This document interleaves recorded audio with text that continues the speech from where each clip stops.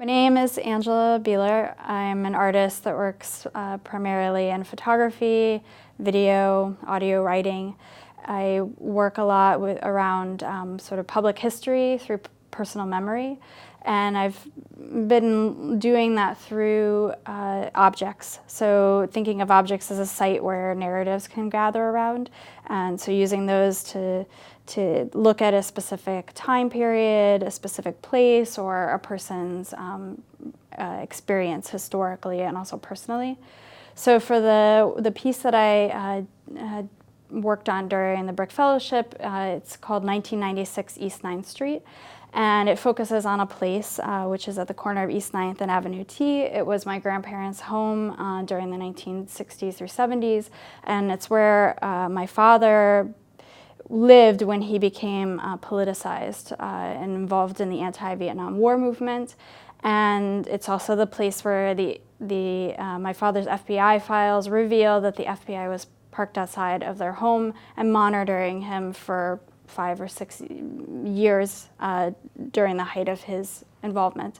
So it's an audio installation based on our kind of oral history, and kind of moves through the site of the house and into his story, the politics, and his relationship with my grandparents, and also kind of their politics. And then I use documents and objects within the site of the audio installation to kind of ground the story that we're hearing.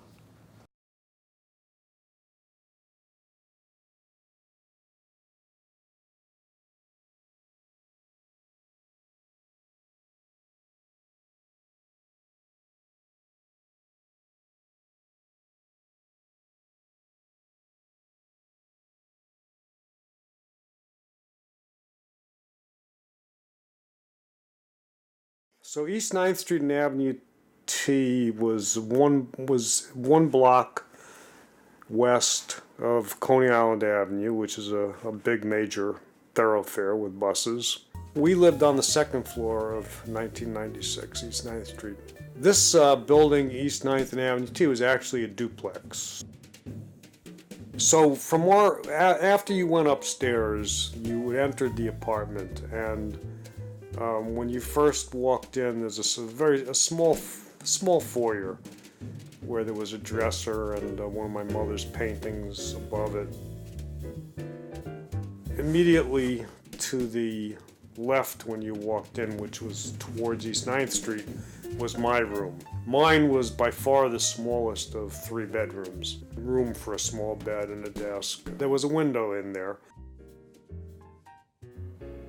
Did Grandma or Grandpa ever say anything directly to you about their political views? I do remember my father when we lived on East 14th Street, so sometime before I turned 12. In the course of the conversation, my father mentioned the 5 greatest men that ever lived, or the 5 greatest thinkers, or the 5 smartest men that ever lived. Something, I don't remember exactly, but I can remember 4 of them, and maybe once a week I try to remember who the 5th one was. But the 4 of them were Albert Einstein, Sigmund Freud, Charles Darwin, and Karl Marx. And I don't remember the 5th. And that made a big impression on me, because I still remember that. Would you have ever described yourself as patriotic?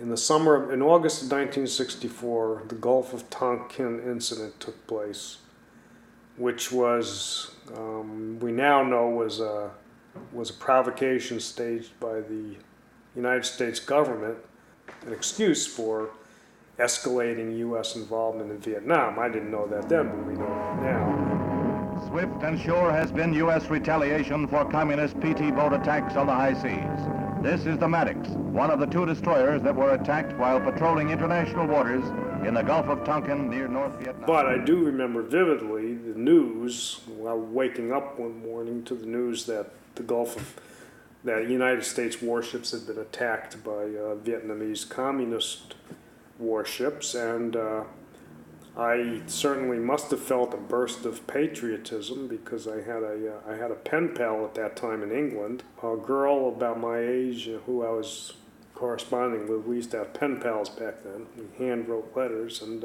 I remember, and I wrote her a letter telling how we were going to get those communists and how dare they launch an attack on the United States. So I obviously had some kind of a sense of patriotism. And then a couple of years later, I remember when I was 16, I actually was entertaining the notion of joining the Army. I remember going to my father one day and suggesting that I might want to join the Army. I don't think he was too thrilled with that idea, but maybe I was 15. Probably was 15. Maybe I was 14. I don't know exactly how old I was, but maybe it was right after the Gulf of Tonkin incident, because it must have been before I became opposed to the Vietnam War. When did you become opposed to the Vietnam War? It was either the spring or the summer of 1965. I was at my friend David's house, my best friend.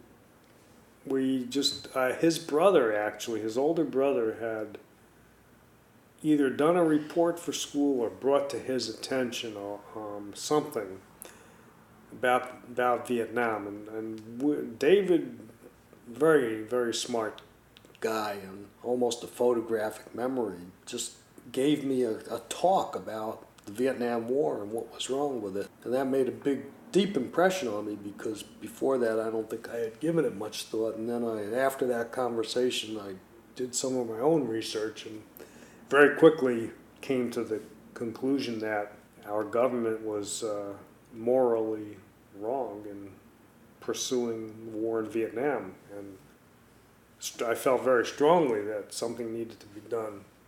The government was saying that we were there to protect South Vietnam against an invasion from the north, that the North Vietnamese communists, backed by the Chinese communists, were attempting to not only take over South Vietnam, but take over all of Southeast Asia, and therefore it was the duty of the United States to defend freedom and democracy.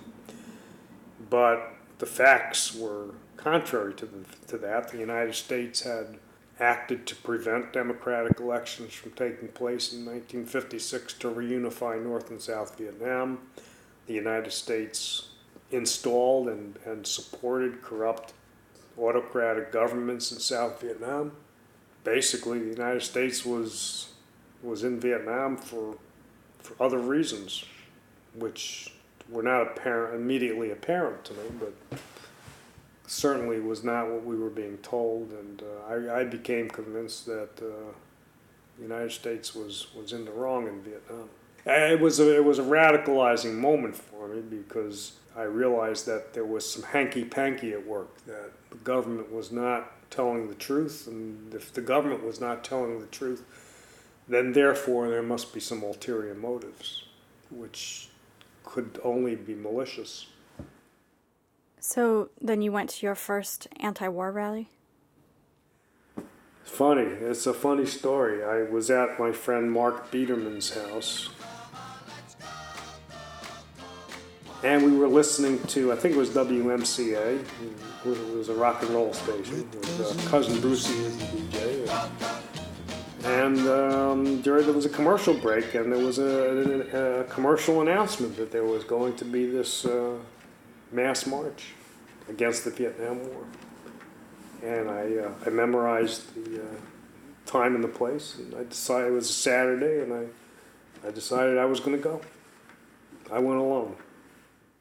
10,000 demonstrators turned out today in New York City to stage one of the most massive political protests ever seen in this country.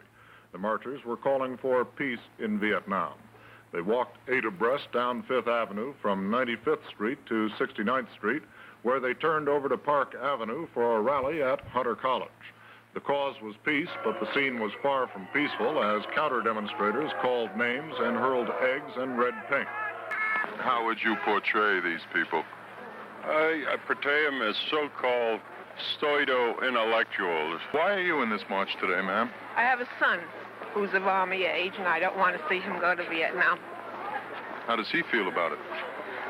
She doesn't know I'm here, frankly. Why do you think the war in Vietnam should be stopped? Well, we have no right to be there. Who's told you that? I know it myself and my mother and everyone else in my family. Don't you think you're a little young to be involved in things like this? No, I don't. We had a meeting and we decided to form a group called the Brooklyn Student Committee to End the War in Vietnam. First meeting was held at in my apartment at East 9th Street and Avenue T.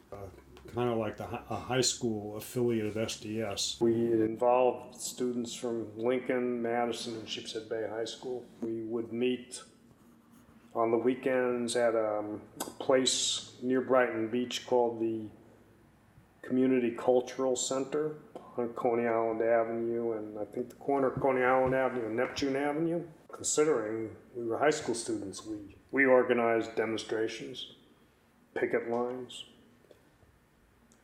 petition campaigns. We organized teach-ins. We organized a hootenanny. Away with LBJ is now our battle cry. With napalm and with rockets to Hanoi we will fly. Is our course justice bomb? We must for peace throughout the land. Let's end the war and play no more with McNamara's band. That became a big part of my life. It really became, actually, it became the biggest part of my life. I really poured my I poured my heart and soul into it. I did a lot of reading. I wanted to educate myself. And I wanted to pass the word on, do things, and stop the war. I think it was at that time that because had become so active, my parents got me my own telephone with a separate phone number, because I was on the phone all the time, doing a lot of work from my little office on East 9th Street. I was certainly aware that there was a possibility of surveillance. I assumed that we were being surveilled at demonstrations and at meetings. I assumed there was infiltration within the ranks certainly within the ranks of the Du Bois Club and the Communist Party. I thought it was pretty funny, because their ineptness was really funny, and at the same time I thought how unthreatening I was. I wasn't shocked, because that was why I got the files, because by that time we knew from the revelations of the Operation COINTELPRO and all that, all that stuff had come out, so we all assumed that, and that's why I got the files, because I just assumed that there was a big file on me. And sure enough, there was.